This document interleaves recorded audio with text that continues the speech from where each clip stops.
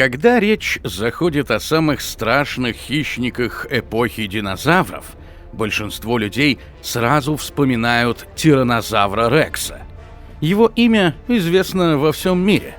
Он стал настоящей иконой доисторической жизни. Но задолго до появления знаменитого короля тиранов на просторах древней Северной Америки уже правил другой грозный охотник. Представьте себе мир 70 миллионов лет назад. На месте современных канадских прерий раскинулись бескрайние леса, извилистые реки и заболоченные низины. Воздух наполнен криками древних птиц и птерозавров, а среди густой растительности скрывается существо, способное внушить ужас любому обитателю этого мира. Его звали Альбертозавр. Он был легче и быстрее своих более поздних родственников. Он господствовал на вершине пищевой цепи миллионы лет. И хотя сегодня его имя известно гораздо меньше, чем имя тираннозавра, ученые считают его одним из самых интересных и хорошо изученных хищных динозавров всех времен. Сегодня мы отправимся в далекое прошлое, чтобы узнать историю одного из величайших охотников мезозойской эры. Кто такой Альбертозавр? Название Альбертозавр означает «ящер из Альберты». Именно в канадской провинции Альберта были найдены его первые останки.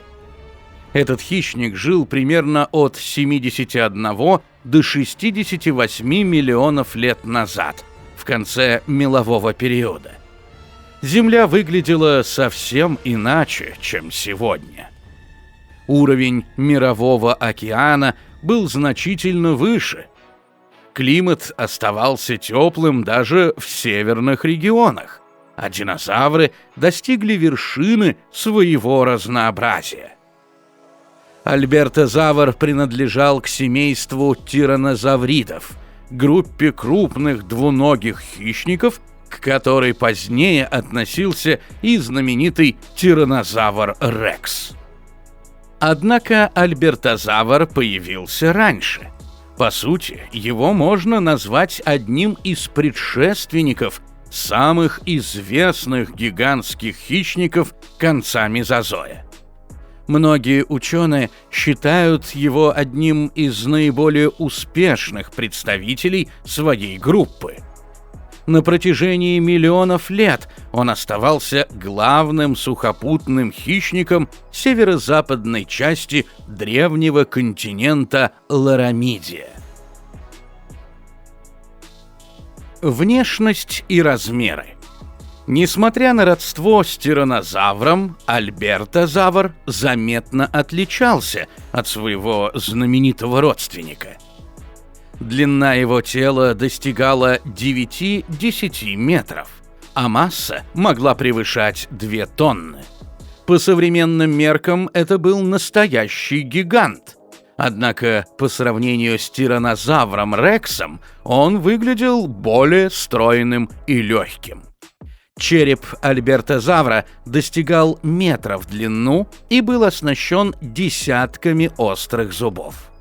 Мощные челюсти позволяли удерживать и разрывать добычу, а развитое обоняние помогало находить пищу на огромных расстояниях. Особенно впечатляют его ноги. Они были длиннее и стройнее, чем у более поздних тираннозавридов. Благодаря этому Альбертозавр, вероятно, мог развивать довольно высокую скорость для столь крупного животного. Над глазами располагались характерные костные выступы. Возможно, они использовались для демонстрации силы или помогали животным распознавать друг друга. Передние конечности, как и у других тираннозавридов, были маленькими, Однако главными инструментами убийства оставались вовсе не лапы, а огромная голова и чудовищные челюсти. Охотник древних лесов. Мир альбертозавра был богат жизнью. Огромные стада растительноядных динозавров постоянно перемещались по равнинам и речным долинам. Здесь обитали гадрозавры, цератопсы и множество других видов. Для крупного хищника это был настоящий рай. Ученые предполагают, что альбертозавр охотился на самых разных животных.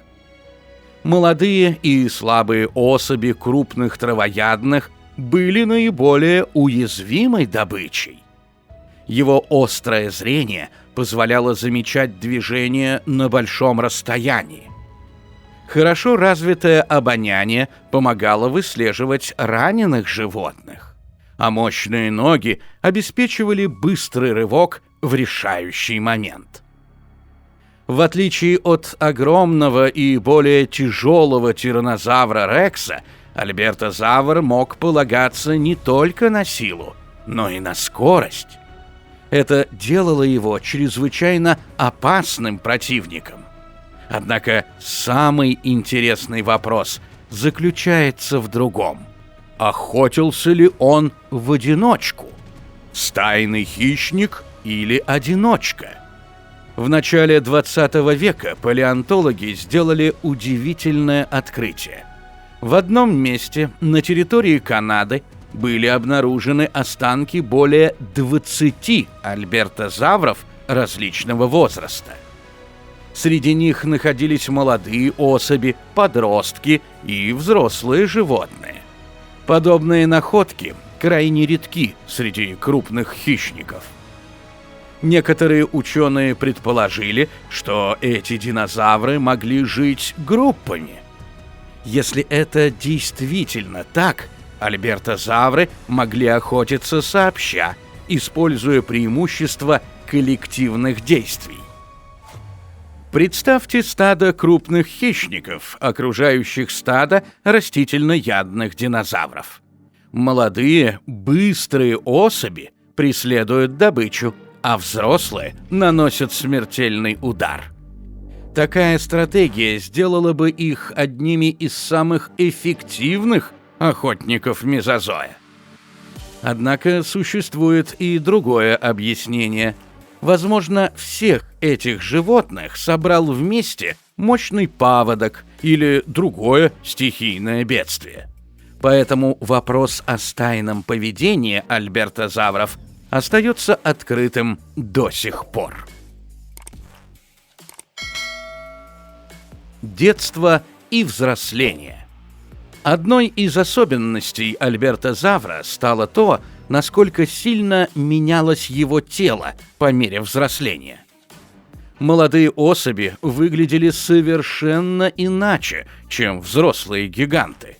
Они были стройными, легкими и невероятно быстрыми. Их длинные ноги позволяли развивать большую скорость, чем могли взрослые животные. Изучая структуру костей, ученые выяснили, что подростковый возраст сопровождался периодом стремительного роста.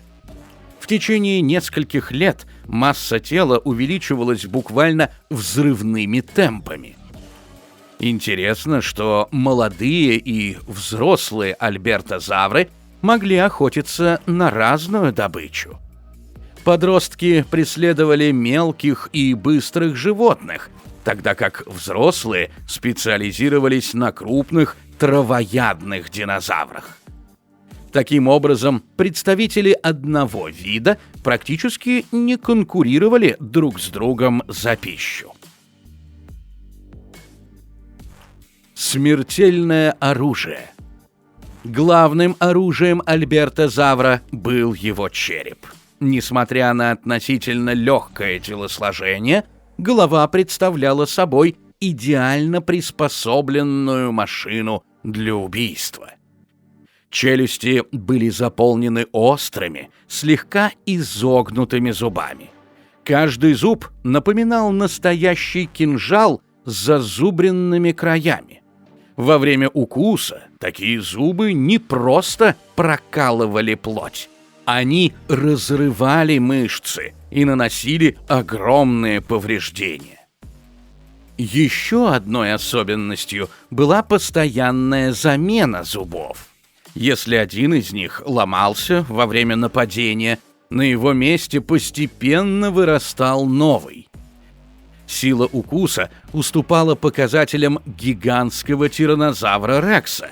Однако ее было более чем достаточно для убийства большинства животных того времени. Каждая деталь строения тела Альбертозавра говорила об одном: перед нами совершенный хищник своей эпохи. Почему о нем знают меньше? Возникает закономерный вопрос. Если Альбертозавр был настолько успешным и интересным хищником, почему он не получил такую же известность, как тираннозавр? Причина проста. Тираннозавр был крупнее. Он появился позже и стал одним из последних гигантских динозавров перед массовым вымиранием. Кроме того, именно тираннозавр оказался главным героем бесчисленных фильмов, книг и документальных передач. Но среди ученых Альбертозавр пользуется огромным уважением. Благодаря многочисленным находкам специалисты смогли узнать о его росте, поведении и образе жизни значительно больше, чем о многих других тираннозавридах. Последние дни владыки Севера. На протяжении миллионов лет альбертозавры оставались хозяевами североамериканских экосистем. Но ничто не длится вечно. Около 66 миллионов лет назад Земля столкнулась с катастрофой планетарного масштаба. Огромный астероид врезался в район современного полуострова Юкатан. Последствия оказались ужасающими. Глобальные пожары охватили континенты. Атмосфера наполнилась пылью и пеплом. Солнечный свет перестал проникать к поверхности планеты. Экосистемы начали разрушаться одна за другой. Исчезли растения, за ними погибли травоядные динозавры, а затем настала очередь крупнейших хищников. Так закончилась история Альбертозавра, одного из самых успешных охотников позднего мелового периода. Хотя сегодня все внимание достается тираннозавру Рексу, именно Альбертозавр помогает ученым лучше понять эволюцию и образ жизни гигантских хищников прошлого. Быстрый, сильный и прекрасно приспособленный к охоте, он миллионы лет господствовал на территории современной Канады. Его окаменелости продолжают раскрывать новые тайны древнего мира и позволяют нам заглянуть в эпоху, когда динозавры были настоящими хозяевами планеты. И кто знает, возможно, если бы не космическая катастрофа, потомки этих удивительных существ до сих пор бродили бы по лесам Земли. Если вам понравилось это путешествие в прошлое, поддержите видео лайком, подпишитесь на канал и напишите в комментариях, о каком динозавре вы хотели бы узнать в следующем выпуске.